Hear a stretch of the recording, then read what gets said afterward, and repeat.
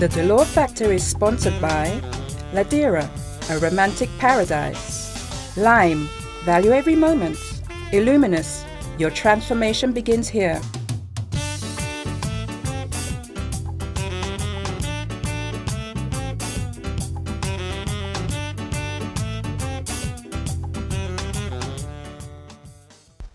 One of the subjects you asked us to continue highlighting was motivating young people. So we thought, how best can we do this than by showing examples? Our guests live and work from a small community in Choiseul, St. Lucia. And although the passion for what they enjoy has brought them success, in talking to them, I feel a major part of these young women's successes is their own personal passion to keep on despite life's challenges.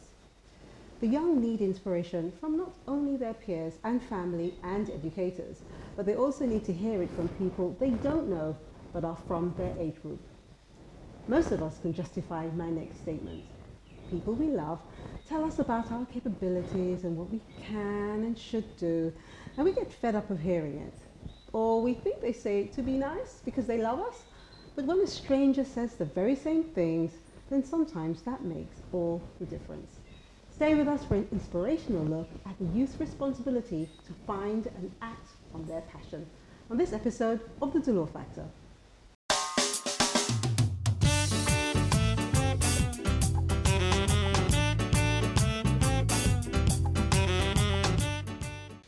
Hello, welcome to The Dolor Factor. I'm Delia Dolor. I'm very excited to be with you today because, as I said earlier, you've always asked me to bring guests who are knowledgeable, guests who can inspire you.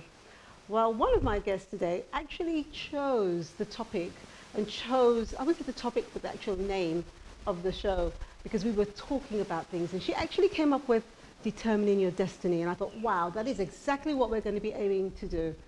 So, whilst you're here, we want you to keep an open mind and don't think about blaming anyone, but just be receptive to taking in some of the situations that we're going to be discussing. So I'd like to greet my guests. First of all, Cabrina, thank you so much for coming on Dolor Factor. Good afternoon. Thank you as well. It's a pleasure being here with you. And thank you, Isa, for being here. It's a pleasure also being here.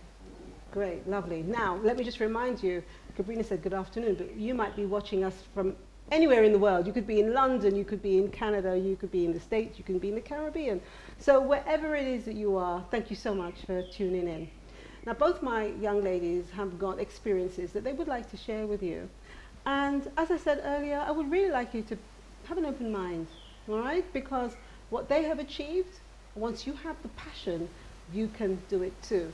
I may talk specifically to the youth, but I'm also talking to the people around the youth, because we are responsible for encouraging and supporting our young people and to help them to believe that if they have a passion for something, that yes, they can do it. So Cabrina, I'm going back to you. Can you remember when we first met?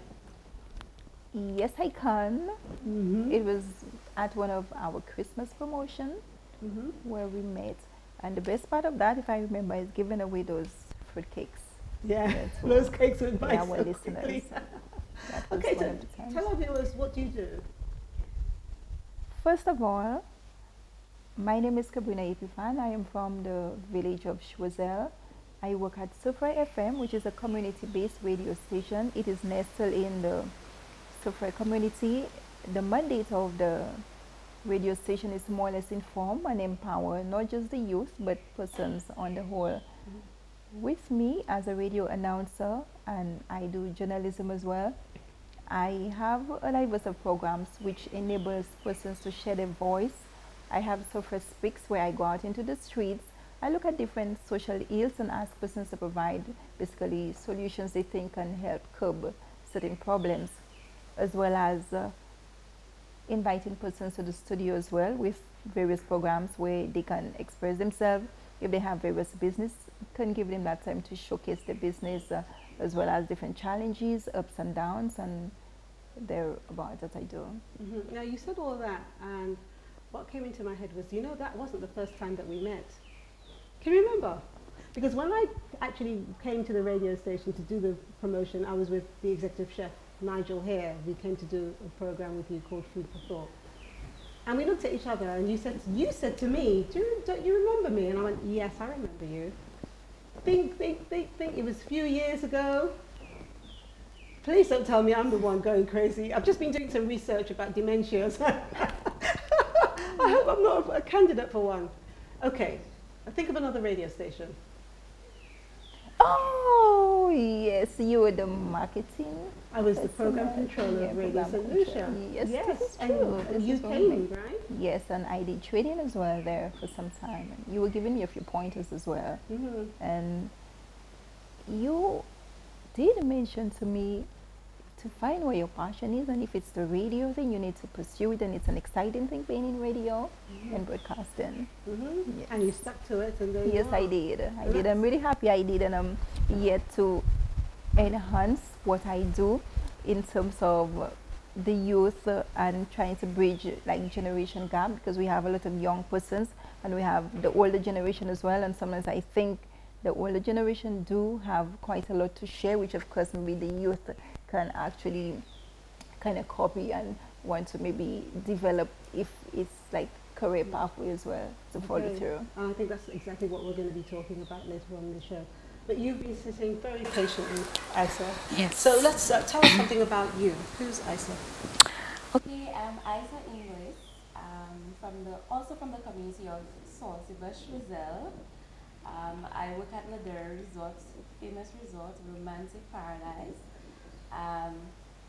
My position there is senior accounts manager. I'm actually involved in payroll, assisting my FC, and dealing with various accounting duties.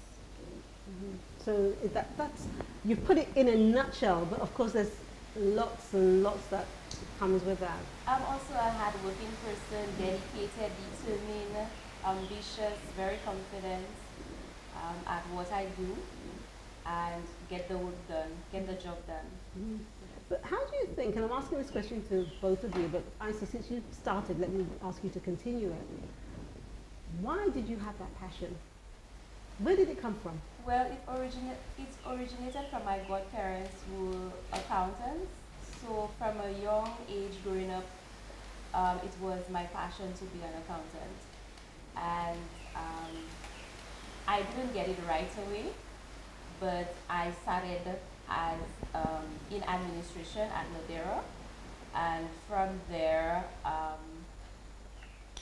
whilst working in administration, my workstation was in the accounts department. So when I'm finished with projects and whatever administrative duties, then I would assist the accounting staff with duties. Mm-hmm.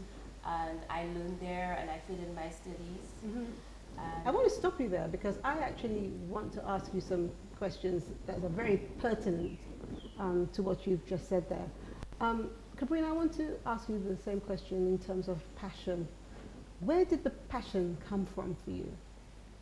For me, I would actually say the passion derived from listening to those various radio stations and even televised broadcasting as well, where persons do come out not just in the form of presenting themselves, but in the way they speak and before they disseminate, which of course is knowledgeable, informative. So it's like you put yourself in the shoe and you would be like, okay, I wish I could do that, or I want to be like that, where persons can actually listen and you can get to make a difference and your voice can go out to empower persons.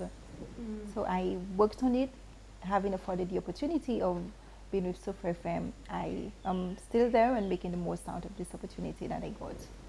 So do you take each day as it comes, generally speaking? Yes, I do. Some days you have a few challenges, but regardless of what it is, you mustn't let it show, because as an announcer, listeners must never know when you're unhappy.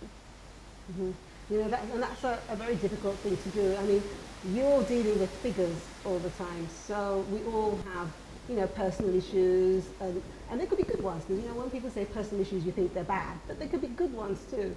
True. How do you concentrate on figures and then having, you know, everyday life affecting that? How do you deal with that?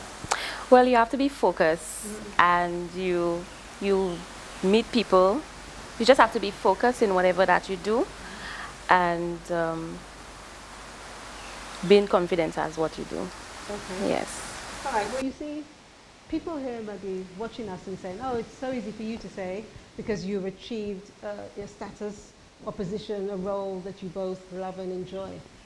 And I find that a lot of our young people, that's what they do.